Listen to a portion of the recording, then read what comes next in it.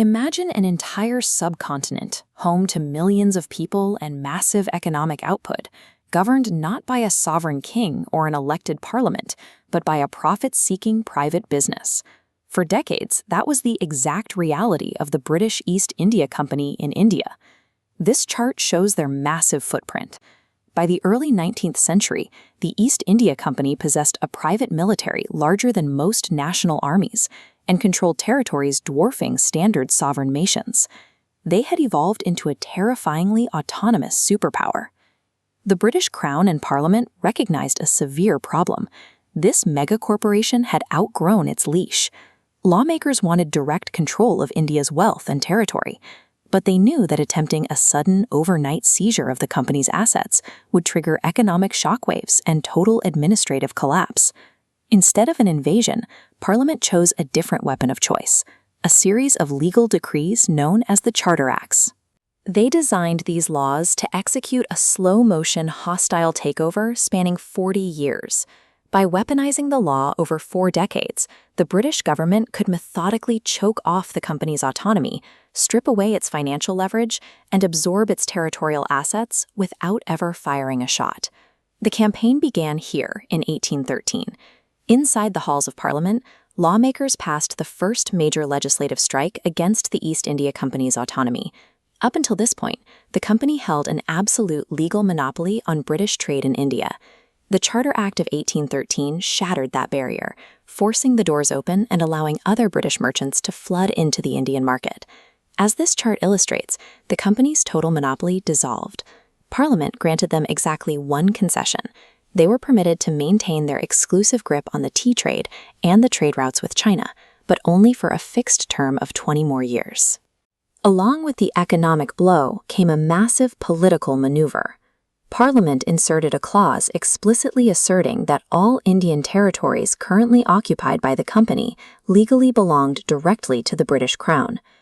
Parliament also began engineering soft power networks on the ground. They authorized Christian missionaries to enter India for religious propagation and mandated a new government budget of 1 lakh rupees per year specifically earmarked for literature, science, and education.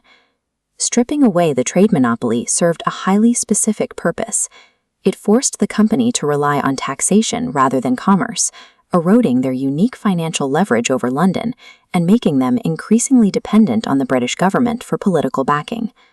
Exactly 20 years later, in 1833, the clock ran out on the company's final trade concessions. Parliament returned to deliver the next scheduled blow, completely shutting down the remaining tea and China monopolies. As illustrated by this engraving of the Government House and Treasury in Calcutta, the East India Company underwent a massive shift in identity. They were completely stripped of their commercial trading operations and reduced to an administrative shell hired to run a foreign country. Looking at this network map, power was severely centralized in 1833. The Governor of Bengal became the all-powerful Governor-General of India. Madras and Bombay lost legislative power, concentrating authority into one man. A law member was added, allowing London to dictate policies like abolishing slavery. By funneling all lawmaking authority into a single, centralized office, supervised heavily by Parliament, the British Crown effectively gutted the internal independence of the private corporation, turning it into a controllable government department. The final phase of this legislative dismantling arrived with the Charter Act of 1853. Parliament stopped breaking down the old corporate shell and started building actual state machinery inside it. For the first time in the company's history, the daily tasks of administration were legally separated from the process of writing laws. To handle the legislation, Parliament mandated the creation of a central legislative council. It functioned essentially as a mini-parliament, debating and passing laws while operating entirely inside the company's framework. Parliament then took aim at the company's deep-rooted culture of nepotism.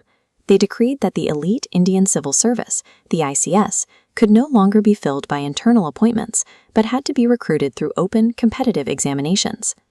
Establishing an open examination created a crucial demographic shift. Native Indians were now permitted to take the open exam, compete entirely upon their merit, and administer their own land. With a working legislative council writing laws and a merit-based civil service executing them, Parliament had successfully hollowed out the East India Company, replacing its corporate organs with the mechanics of a modern nation-state. The 1853 Act contained one fatal omission. Unlike the laws passed in 1813 and 1833, Parliament deliberately refused to guarantee the East India Company another 20-year lease on its power. They set no expiration date. This omission hung over the company like a legal sword of Damocles. It meant the British government now retained the right to liquidate the company's rule entirely, at any given second, with a single vote. The inevitable conclusion arrived 5 years later in 1858. Following massive rebellions on the subcontinent, the British Crown formally pulled the plug on the Charter Acts and assumed absolute direct control of India under Queen Victoria. The 1858 transfer of power marked the official, quiet death of the most powerful private corporation in human history. The true legacy of this 40-year hostile takeover is visible in how the subcontinent operates today. Parliament used the Charter Acts to systematically construct centralized legal authority, legislative councils, and merit-based civil services, forging the very administrative blueprint that still governs India.